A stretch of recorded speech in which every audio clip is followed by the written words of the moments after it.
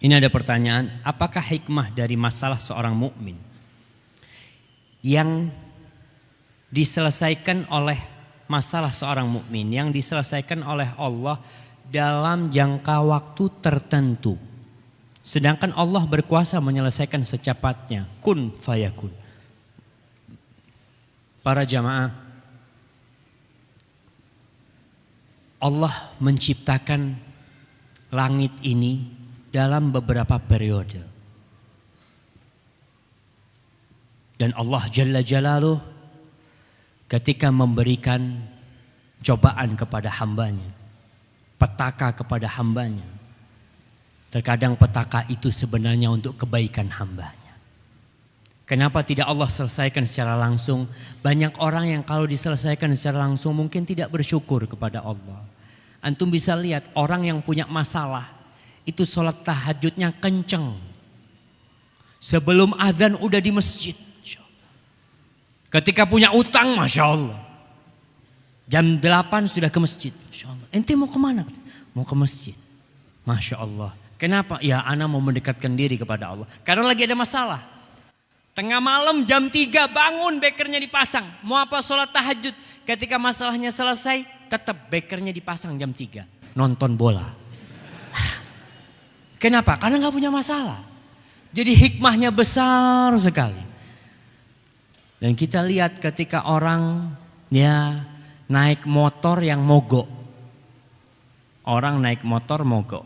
Dengan orang yang naik mobil, sekali starter langsung hidup. Orang ketika naik motor mogok itu lihat bismillahnya berapa kali? Bismillah, ya Allah, bismillah. Ya Allah mudah-mudahan hidup ya Allah. Bismillah, starter lagi. Coba langsung hidup, bismillah lupa. Bismillah kadang-kadang lupa. Jadi musibah-musibah itu Allah turunkan la'allahum yarji'un. Agar mereka kembali kepada Allah. La'allahum yatadarra'un. Agar mereka datang bermunajat kepada Allah. Bertahun-tahun Allah kasih musibah kepada hamba.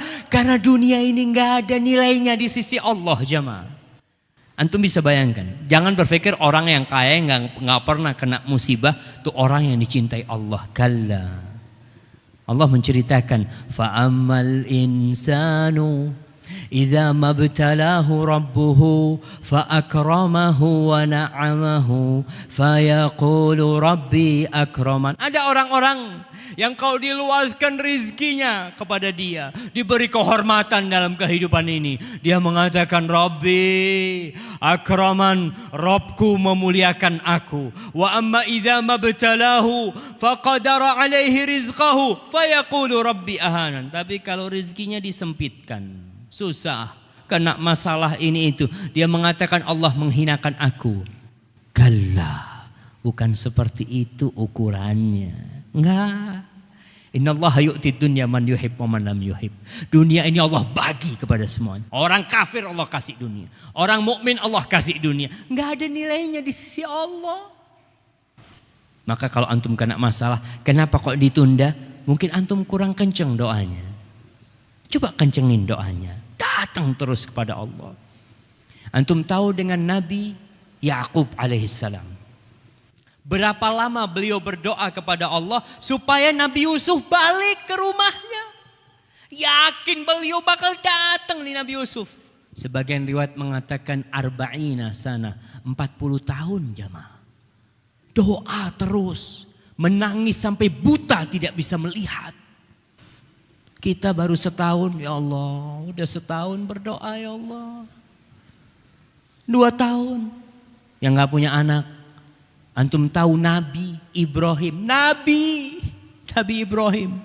Berapa tahun berdoa minta anak. Rabbi habli minas salihin. Ya Allah berikan kepada aku keturunan-keturunan yang soleh. Sampai ubannya memenuhi rambutnya. Sampai tua renta. Nabi Zakaria sama. Dikatakan sampai umurnya 120 tahun berdoa minta anak. Istrinya sudah hampir 90 tahun atau 98 tahun. Sekarang orang minta anak nih, doa, ya Allah aku nih udah berapa tahun minta anak belum dikasih. Udah umur istrinya 30 tahun belum dikasih, 40 tahun belum dikasih, 50 tahun mandek berdoa. Kenapa? Kalau dikasih gimana nanti ya? Takut. Berarti kita ada keyakinan Allah mengabulkan doa kita. Minta terus sama Allah. Terus. Maka musibah yang ditunda itu penyelesaiannya banyak hikmah di situ, salah satunya yang tadi disebutkan ya, untuk menghapuskan dosa-dosa kita juga nya.